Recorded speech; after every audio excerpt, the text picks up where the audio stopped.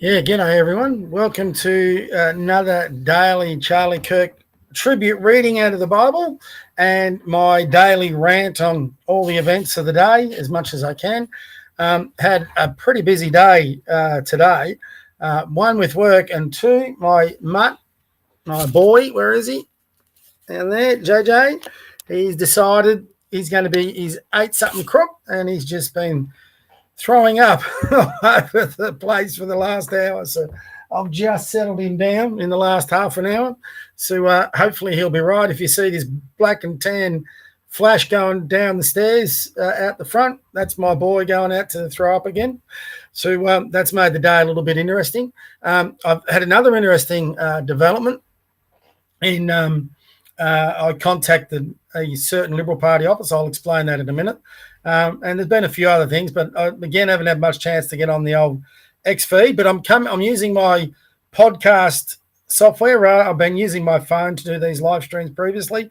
I'm using my podcast software today because that allows me to get on X and share a few things with you as we go through the days, and then I can comment on it. Just makes it a bit better presentation, I hope. So anyway, I'll get on with that. First up, our Bible reading, which is from the Old Testament, the book of Deuteronomy, 32, 1 through 12, the Song of Moses. Before Moses handed over his leadership, he sang this song. It reminds Israel to recall how God has created, chosen, led, and protected them. I will not be singing. Earth and sky, hear my words. Listen closely to what I say. My teaching will fall like drops of rain and form on the earth like dew. My words will fall like showers on young plants, like gentle rain on tender grass. I will praise the name of the Lord, and his people will tell of his greatness. The Lord is your mighty defender, perfect and just in all his ways. Your God is faithful and true. He does what is right and fair. But you are unfaithful, unworthy to be his people, a sinful and deceitful nation. Is this the way you should treat the Lord, you foolish, senseless people?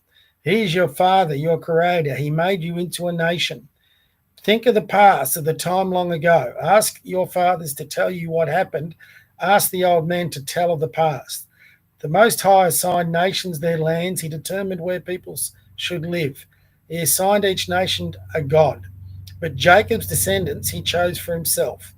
He found them wandering through the desert, a desolate, windswept wilderness. He protected them and cared for them, as he would protect himself. Like an eagle teaching its young to fly, catching them safely on its spreading wings, the Lord kept Israel from falling. The Lord alone led his people without the help of a foreign god. Interesting there that it talks about how the Most High assigned nations their land, and he determined where people should live. He assigned to each nation a god. Interesting. There's very interesting extracts out of the Bible that when you read them does give you pause to think. So anyway, again, like I said, even though I'm feeling like I'm a bit of an evangelist at the moment, I'm not that way at all. When you do a daily Bible read, you tend to get drawn into that sort of thing. So I'm certainly not that. I just read it and you can make of it what you will. So for me now, it's just I'm adding a little bit to this daily one. So I'm going to have my little rant, and then I'm going to share some stuff on Twitter. Let's see what news, chat it out together. The beauty about this software is you can send me through your chat as we do this. So last night on our main podcast, we announced our policy, which was about a pivot back to family, the traditional nuclear family. We got a bit of interaction, which was good. So feel free to send you through any points of view you may have, and happy to put my point of view on top of it. So it was interesting. I'll get on to, I won't say which member, but I did contact the office of one Liberal Party, a federal Liberal Party member, and I was trying to endeavour to find out with all these people who, because there's a few people who put this out there, and I figure I'm sort of the type of person, well, let's find out what's fact and let's find out what's fiction. So there's a lot of people that say it is very difficult to get people to sign up into the party and then have an impact. So, for example, on deciding policy, deciding who the candidate should be for your electorate, all that sort of thing. And if you are signing up for your local branch, I think you should be actually having a real say in who your candidate should be. Now, that's just purely democracy in action. But I've talked to some people who've been former members of the Liberal Party. Now, some of them might have, a bit of a grudge to bear. So you've got to be a little bit careful of it. So I thought, I'll go straight to the horse's mouth. Now, I've picked one. I'm going to be picking another. I've picked another two. I'm going to be ringing by the end of this week to find out, can we get people, so these are conservative candidates, can we get people who are conservative-minded to join their local branch to have a say on getting up conservative candidates? Because the leadership of the Federal Liberal Party and the state one, a lot of that is decided by the numbers you have in your parliamentary party. So, for example, I live in Mark Dreyfus, seat in Melbourne, southeast Melbourne. And, I can join the local branch in that electorate if there is a local branch. I don't even know if there is, because if you go on the Victorian website, it's pretty vague.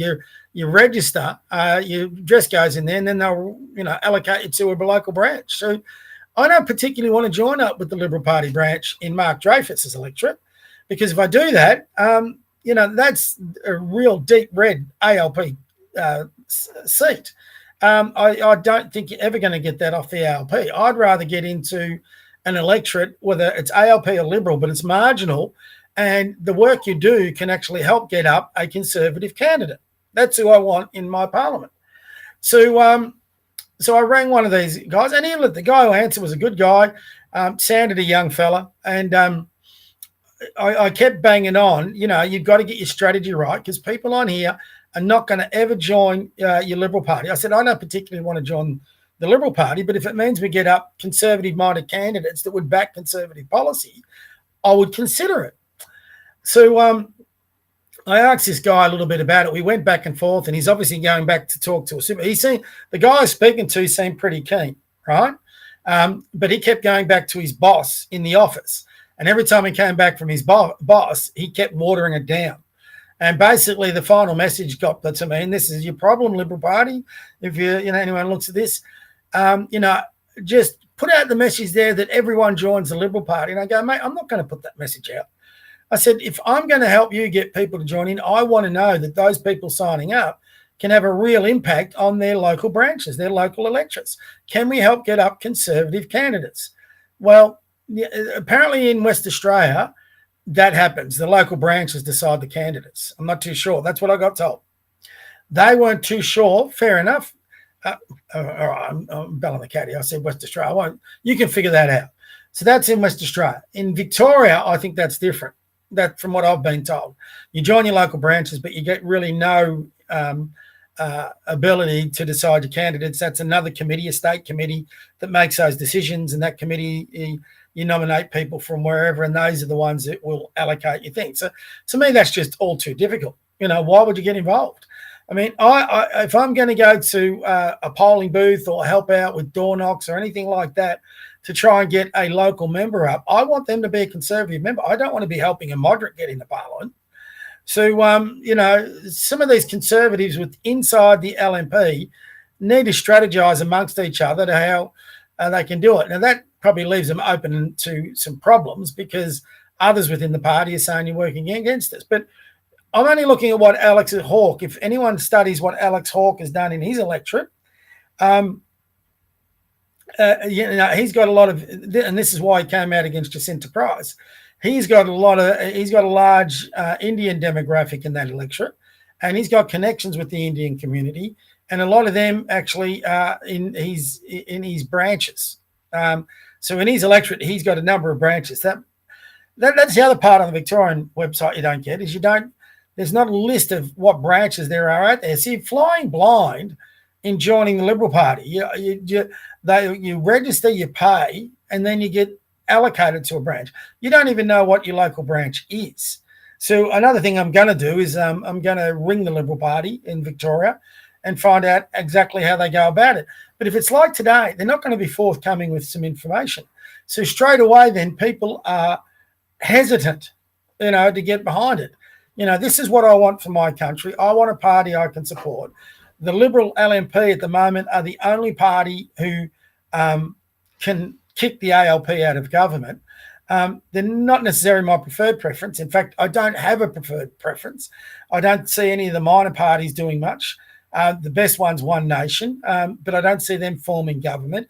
And the problem with Pauline Hanson, who I greatly admire, and One Nation is they seem to recruit people into their ranks, and then not long after they lose them out of their ranks. You've had Malcolm Roberts and Pauline in there the whole time, but there's been another one, for example, like Mark Latham, who come in, beat the drum for a while, but then they leave.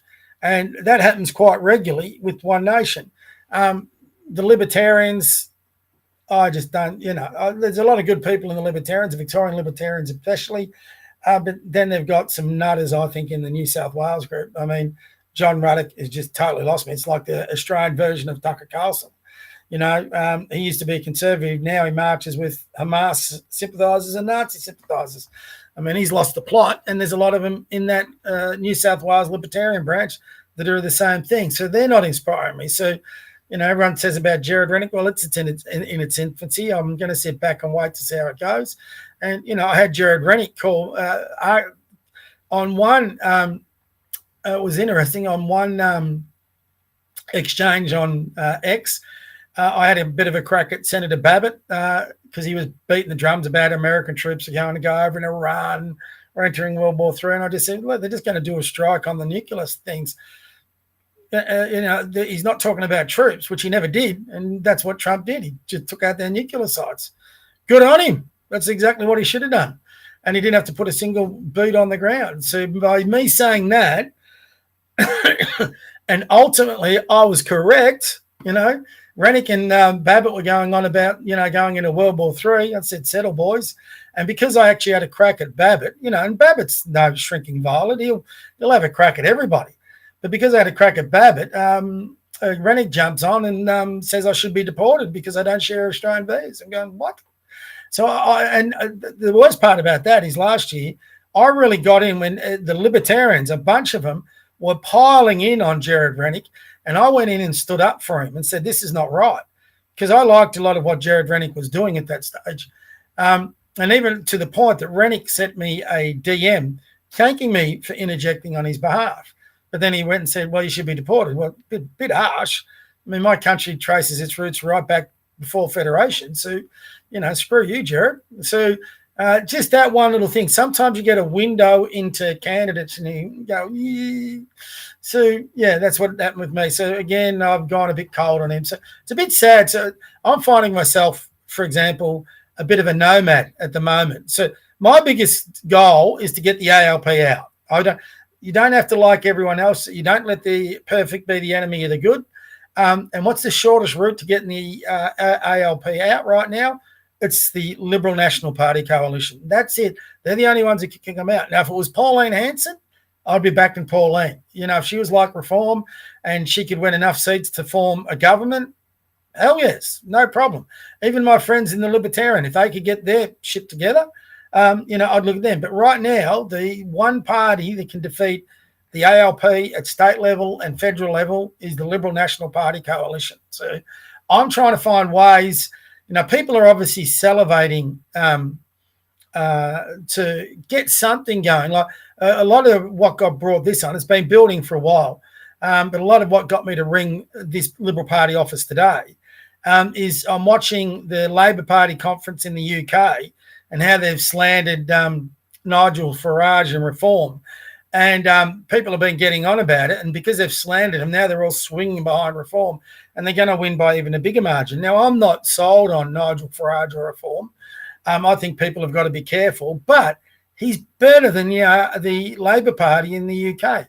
Who do we swing behind here? So I'm really hopeful that Andrew Hastie, Jacinta Price, Alex Antic, Matt Canavan, they can get a good core group of Conservatives and they can get the leadership of the Liberal Party and give us all something to swing behind. That's what I'm hoping. And then they can win government and away we go. And winning government and then being a good government, it's two totally different things. So, we could all be wishing that, for example, Pauline Hanson could win government, but what people as she got in her ranks that have had experience at running a ministry, for example. You've got to get competent government in there if you want a good governance. And at least in the LNP, there is plenty of people there with some sort of ministerial experience. So you can, put together a fairly competent government. I think the shortest, best answer would be that. But if that doesn't work out, so be it. But it was just disappointing. They just confirmed here's a person. I even suggested, well, let's do a phone hookup between, 3 or 4 officers of Conservatives, and I'll give them some feedback and I will try. And if you can convince me there's a way to get people to register legitimate where they can have an impact, because I don't want to go out and broadcast any of this and then find out that I'm leading people down, down shit creek. Just don't want to be doing that, because I'm not going to deceive people into coming into the Liberal Party and then finding they're just putting money and they're not getting any real impact back. So that to me would be disappointing. The problem with the Liberal Party, and I'm assuming this is with a lot of parties, I know the Libertarians are like this, is they all have a different constitution in each state. So they can actually represent the Liberal Party in a different way. And their members get different rights depending on the constitutions within their state. And then from the state, there's a federal constitution that sits above that. But each state branch nominates their candidates for federal electorates. Now, whether they do that different from one state to the next, I'm pretty sure they do. And it would be interesting. This is why they're having so much trouble in New South Wales. The moderates have got it by the short and curlies, and they're just nominating their moderate candidates all the time. Even if people want to nominate someone else, it's just getting overruled. So that's my understanding of it. So if there's anyone out there who's got any experience in this, I would love to talk to you at length. If you live in Melbourne, I'll shout you a cup of coffee. I'd just like to get, without having to read through 7 different constitutions, I would just like someone who's got the experience of what happens inside Liberal Party branches. All right. So if I'm encouraging people to go join a local branch, now Reignite Democracy tried this. I panned them a little bit, but, only because I'd done my research. They were pushing people down this road with, I don't think, doing the same sort of research. So I'm going to do the research and then I'm going to get back to everyone. I don't know how long that's going to take me, and see whether I can't get a different way of getting our people, when I say our people, centre-right, sensible Conservatives into federal parliament. I don't care how we get there, whether that's through the LNP, One Nation, whatever, but we got to get enough of them to kick out Albo's government and win government. We got to do that before next year's state election, and we got to do that in 2 and a bit years time for Albo, because they're all incompetent bastards, the whole lot of them. So, yeah, that has been my day. The other interesting part, and this is the part that I think annoys a lot of people like me. I watched that meeting of all those generals and admirals in America where Pete Hegseth gave him a stirring speech. It was unbelievable. It was so good to listen to it. See, you've had Trump's speech to the UN, then you've had Hegseth's speech to the American military leadership. And, there's these hundreds and hundreds of generals, admirals, whatever. And Pete Hegseth just gave it to him. He told him what the War Nation is supposed to be, what a War Department's supposed to be. So they're getting rid of the DEI, they're getting rid of affirmative action, they're getting rid of all this shit, and they're going to become a War Department. And everybody in there has got to meet a certain standard of fitness, height, size, capability. It's not gender-based, but if you're a female in the army, you better be up to male standards. So if you haven't seen it and listened to it, I really highly recommend you do it. And then you compare that to our Defence Forces. It is chalk and cheese. Now, whoever's our political leadership, they've got to build bridges back with America and make sure we don't lose that alliance, because America is going to be an amazing military power based on what Hegseth put in that speech and how Trump spoke to them. So we need that sort of democracy working with us to defend us, because we can't defend ourselves. We need the Yanks and we need those subs. And so we need to get that back on track as quickly as we can. So anyway, there's my rant. So we're going to go to our new little section. Put my glasses back on. Those who've done this with me on the Tuesdays would know what I'm doing. I just get the Twitter feed up and just going to go through a little bit of news and have a chat on anything that strikes my power. I had it was a great bang. He loves the monarchy, King Charles, doesn't he? Oh God! Remember when a picture of Prime Minister literally standing there was compared to the Handmaid's Tale? Can't wait for Crikey's take on this. Yeah, that was embarrassing, the way Albo's girlfriend got dressed up. Just embarrassing. No, I hate these little photo ops. You don't know when they're going to come from. There's plenty of people who, for example, and high-profile people that would have shook hands with Bibi, because he goes to all these events and whatever. Just because you shake hands with a person doesn't necessarily mean you're a supporter or you're backing them in. So, you just shouldn't take any regard. And that it could mean he's an opponent too. But what's that photo prove? Nothing. He just shook his hand. Who cares? What's Topher on again? And Antifa and the NSN. Okay, so he's up against the NSN. Fair enough. Don't put my Tigers in there.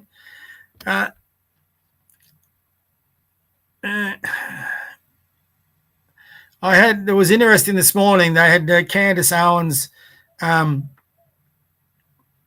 on this morning, and I thought I don't really watch it too much. I'll just get off this for a minute. Hold on, guys. Sorry. What am I doing?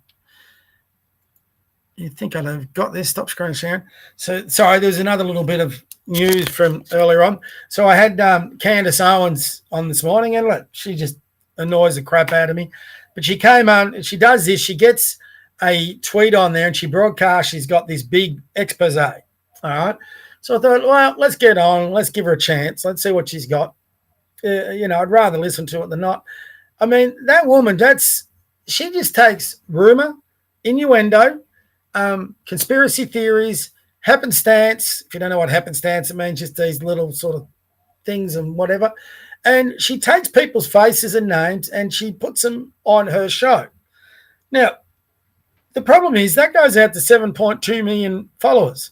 Those 7.2 million, a decent chunk of them, would share that episode and also bits of that episode that edit down. And potentially, if it was you or me and we got on that show, we would have our names and faces broadcast to the whole globe. I mean, if these people are innocent and she's just doing this all by rumor and innuendo, she's destroying innocent lives. They could get death threats, they could get doxxed. It's just really irresponsible. And she never proves anything. I was listening to something from Nick Fuentes. Now, I don't agree with Nick Fuentes on much at all. But in the last couple of days, he's been really piling on in a number of issues, and it's got me standing up cheering in support. So I'm still not going to agree with a lot of what Nick Fuentes says, obviously, but there's certain things. And today, he was just spot on about Candace Owens. Even come in and prove what you've got to say, or as he said, shut the fuck up. Couldn't agree with it more. I mean, what she did in her episode today, I just think is disgraceful. So it's only a matter of time before she gets sued by someone for defamation. But anyway, that's just a Candace Owens point, because I didn't know where to get that up. We'll get my share screen going again. We'll do a couple of these. Like I said, I haven't even looked at my Twitter feed.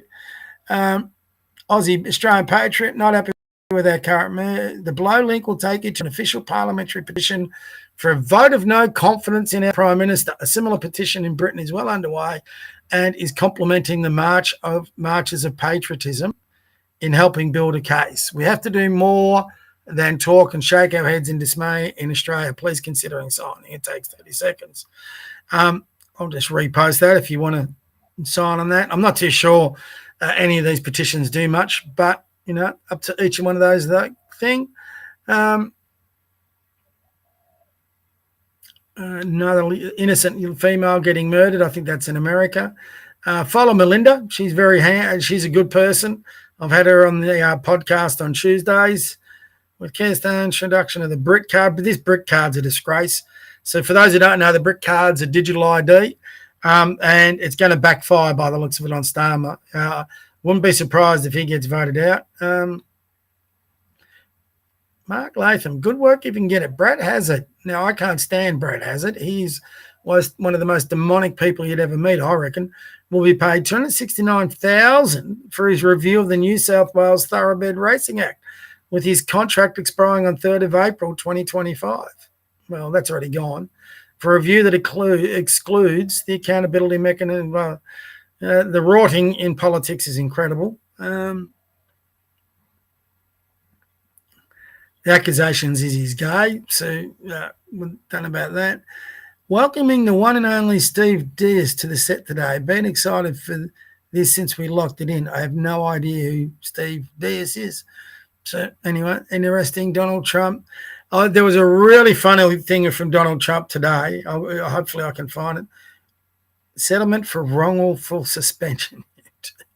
David Limbrick, another good man to follow. We've already managed to get enough signatures on the Castle Law petition to form a debate in Parliament. So that, if you haven't signed that, I have. Get it done. The Castle Law, that gives individuals the right to protect their property from people who break in and try and thieve it. So definitely something that we should be having. The fact that we don't have that already, I think, is a disgrace. Tommy Robertson facing prison again. This time the state have used terrorism legislation to attack me. They're always coming after poor old Tommy. Netflix is in trouble. This is Robert Bromwich. Follow this account. One thing they do really good is they do highlight the judges in our courts. This is the man who decreed that women in Australia no longer have the right to their own spaces, that the police for safety must bow before mentally ill men who call themselves women. So he's worth to follow. You get a bit of an idea of what our judging fraternity is like, and it's not good. Trying to find the Trump thing.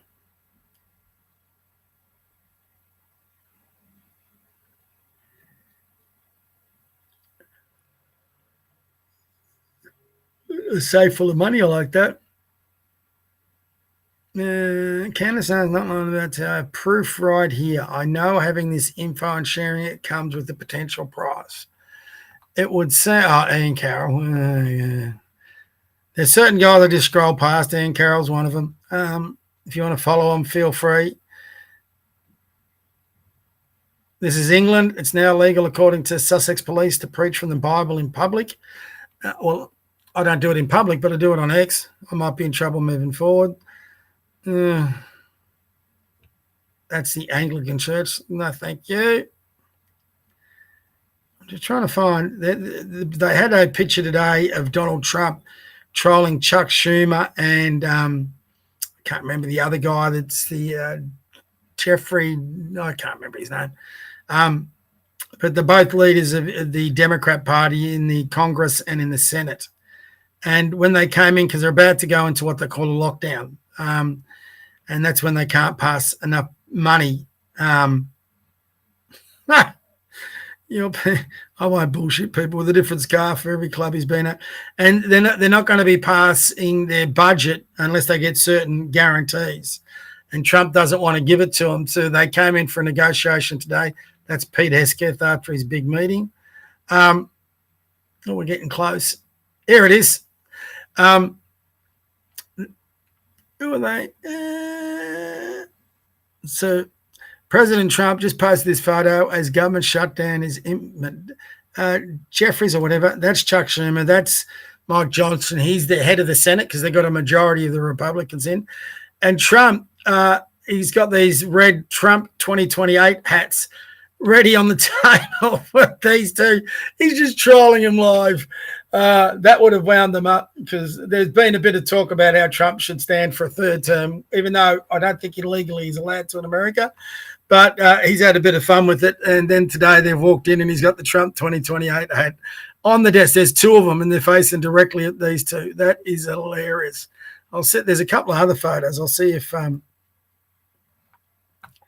and the best part, who's posted the photo? Donald Trump. Let's go to his account. Come on, where are you? Oh, it's not there. Damn. So I'll see if it's a bit further down. Someone lost their dog. You left his there it again. Australian Greens. So, this guy actively cultivated a sanctuary for predators and propel Victorian's justice system into unlevel levels of disgrace. So he's a judge in the Supreme Court. So the judges, some of them, they look really strange. So here's that. This is better. So we'll get 3 looks. So that was the one we just saw. You get a better view here in a minute. So that's one hat there, one hat that. So you got the Republican leaders in Congress and Senate. That's Chuck Schumer. That's Mike Johnson. Hakeem Jeffries, that's his name. That's Hakeem Jeffries. And there's Trump. He's got the 2 hats facing him, and he's just trolling him. And then he posted all on the internet. He's a legend. He's just such a funny man. Doesn't matter what you think of him, funny man. So anyway, I think that's enough for one day. Hope you I've probably gone overtime a little bit on what I'm normally doing. So whether I keep using the restream, I'll have a look at it tonight and see how we go. There I am again, my ugly mug. So that's more than long enough. I think we've gone, right on 30 minutes. That's probably a bit longer than what we normally do for our daily session. I try and keep it down about between 20 and 30 minutes. So I've gone a bit over time today. So that'll do for me for today. No comments. So feel free to next time send them in whenever I'm talking. We'll see what sort of – they've been going really well, the daily ones, actually. For me, I'm only small. I've got no pretense about me being a big influencer or anything, but we've been getting which is good because it's a random one. When we do the Bible read and the bit of the rant, we're getting about 100 viewers, which for me, I wasn't expecting to get 10. So each day we're getting close to 100 people who watch it, which is surprising to me as much as it is to anybody. So spread the word. Let's see if we can build it up, get us conservative-minded people together. And I'm going to explore this week on how to put it across onto things like Instagram, Facebook, TikTok. I've got accounts on those, so I'll just add it on there and see if we can't expand the audience a bit and get some conservative-minded people and even others on board on the podcast and to Bible reads and all that sort of little thing. So feel free to send me a DM if you ever want to join me. Everyone's welcome. Otherwise, that's it for me today. See ya. Good afternoon. Good evening. Hug your loved ones. God bless. And we'll see you from me. And there's JJ. He's zonked it in the couch in his normal spot. So whenever I get talking, he's like that. I should try, and it's too difficult. If I can figure out a way to tape him when he wakes up in the morning, oh my God. I'm getting the age where I get up pretty slowly. Not him. When he knows I'm about to get up, he just bounces off walls. It's crazy. I've got a 40-kilogram German Shepherd that's jumping on my bed, jumping on the floor, jumping off a wall, doing circles, basically doing his zoomies in my bedroom. He knows I'm talking about it. You want to know it from that. When he gets up and about, he's amazing. Anyway,